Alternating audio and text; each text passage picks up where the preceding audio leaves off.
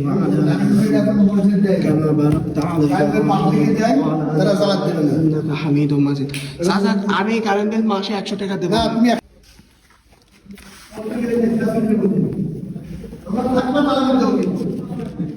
এবার যেটা হ্যাঁ দেখো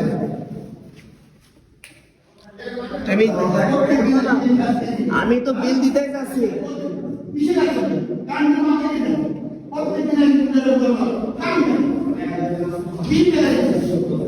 আমি এখানে কোরআন পড়বো আধা ঘন্টা, এখন তারাবি 9টা 6 বাজে, আমি 9:30 পর্যন্ত এখানে কোরআন পড়ে চলে যাবো। আমার বাসা এই মসজিদের সামনে।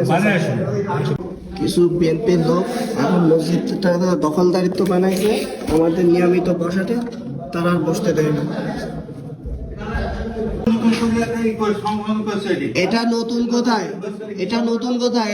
3-4 বছর ধরে মসজিদে বসছি। আমাদের কাজ মসজিদ, আমরা মুসলমানের কাজ, আমরা অফিস করতে যাবো। অফিস করবে রাজনৈতিক দল। মুসলমানের অফিস কি? মুসলমানের অফিসই তো মসজিদ।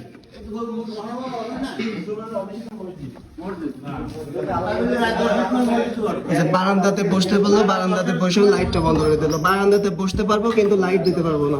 এটা কোনো চাবি লাগে না। এই তালাটা আমি নিজেই আছে, গত 3-4 বছর ধরে আমি নিজেই মেরে যেতাম ইসের পরে।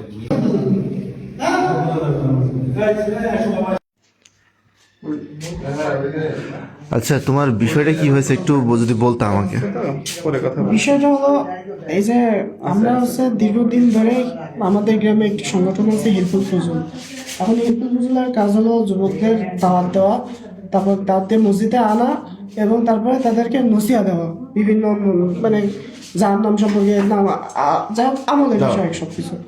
তারপরে এই কিছুদিন আগে 3-4 মাস আগে এই যে হঠাৎ করে কিছু লোক, তারপরে যে মানে ওদের মানে সৎ চাচা, তারপরে দুঃখু চাচা, এরা মসজিদের কমিটি হলো। তারপর থেকে আমাদেরকে আর বসতে দিবে না, বাইরে রেখে দিয়েছিল। তারপরে বিভিন্ন চেষ্টা করতাম বসা, মাঝে মাঝে চেষ্টা করতাম বসা। তো এই রমজান আসার পর থেকে আমাদের কাছে অনেকেই নামাজ কালাম পড়ে, অনেকেই আমলের দিক থেকে অনেকেই এগিয়ে আসে। এখন সেই প্রেক্ষিতে আমি নিয়ত করছিলাম যে নিজেকে এবার রমজানে খুব আমলের ভিতরে রাখবো। তো আমার টার্গেট হচ্ছে প্রত্যেক 5 ওয়াক্ত নামাজের পরেই আমি কোরআন তেলাওয়াত করি মসজিদে। তো এখন সব ওয়াক্ত এখন ছাইড়ে দেয়, কিন্তু ওই ঈশার পরে আর বসতে দেবে না। ঈশার পরে এখন আমাদের এখানে তারাবি হয়, তারাবি হচ্ছে 9টা পর্যন্ত হয়। আমি বলছি যে আমি 9:30 পর্যন্ত আমি কোরআন তেলাওয়াত করে আমি নিজে তালা মেরে চলে যাব। আমার বাসা তো মসজিদের সাথে, একদম মসজিদের সাথে আমার বাসা। আমি এ যাবৎকালে 3-4 বছর ধরে আমি এখানে ঈশার সময় আমি বসে কিছু তেলাওয়াত করি, কিছুক্ষণ পড়ি, পড়ার পরে আমি তালা মেরে চলে যাই। আমি মসজিদে কোরআন পড়তেছিলাম। এখন তারাবি শেষে আমি মসজিদে কোরআন পড়তেছিলাম। সেই সময় কিছু আমাদের গ্রামের কিছু চাচা, সদ, তারপরে তমজিৎ চাচা, প্রথমে সৎ চাচা আমাকে মসজিদ থেকে টেনে এনে মসজিদ থেকে রাস্তা পরে ছুঁড়ে মারার কারণে আমার এখানে হাত কেটে যায়। তারপরে তমজিৎ চাচা এবং সৎ চাচা দুজনে মিলে আমাকে শোয়াই নিয়ে মারে। তারপর ওইখান থেকে আবার আমাকে তুলে একটি পাশে গাছ ছিল এবং বেড়া ছিল, ওই গাছ এবং বেড়ার সাথে তারা জোরে ধাক্কা মারার পরে আমার এখানে অনেক আঘাত হয়, যে ফুলে যায় কিছু দেখা যাচ্ছে, যেখানে দেখা যাচ্ছে ফুলে আছে। তারপরে ওইখান থেকে আইনে আবার রাস্তার পর ফেলে আবার কিছু পিঠে কিল মারার দাগ অবশ্য দেখা যাচ্ছে। যে কিল মারার পরে আমাকে তারপরে গালিগালাজ করে, আর আমাকে এইখান থেকেই মানে আর এই মসজিদে যেন না দেখি এরকম করে হুমকি দেয়। তারপরে ওই আমাকে একজন অবশ্য নিয়ে যাইতেছিল, তখন মুক্তান চাচা নামে একজন, তারপর সে আমাকে তেড়ে আসে মারে। আমি চলে আসছি, আমাকে তেড়ে মানে কিছু দূর পর্যন্ত মারতে আমাকে বাড়ির দিকে নিয়ে যায়। মসজিদ কমিটি না, মসজিদে এসে কমিটি আগে যেটা ছিল সেটা বিলুপ্ত হওয়ার পরে এরা এখনো কমিটি করছে না, নিজের মতো নিজের মসজিদ চালাচ্ছে, নিজে চাচাই সেটাই করছে। আপনি কে? আমি মা। আমাকে পর্যন্ত শাসন, আমি বলেছি যে ছেলে আমার একা না, আপনারও ছেলে, আপনি শাসন করেন।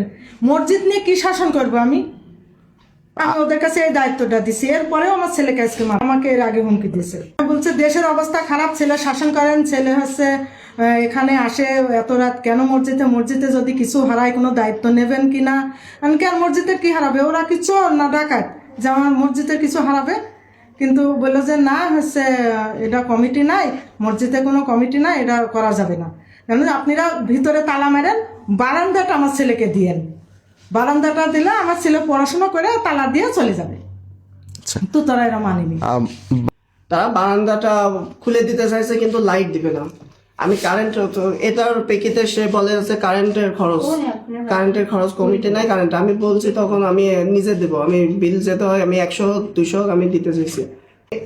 আমি একজন আমি একজন কুড়িপোল পশ্চিম পাড়ার একজন মানে মুসল্লি, আমার বাসার সাথে মসজিদ, সেই হিসেবে আমি আমার মসজিদে আমি আমল করতেই পারি, কিন্তু তারা আমাকে অতর্কিত ভাবে তারা আমাদেরকে দমাতে চায়। এর জন্য আমি অবশ্যই সুষ্ঠু বিচার চাই।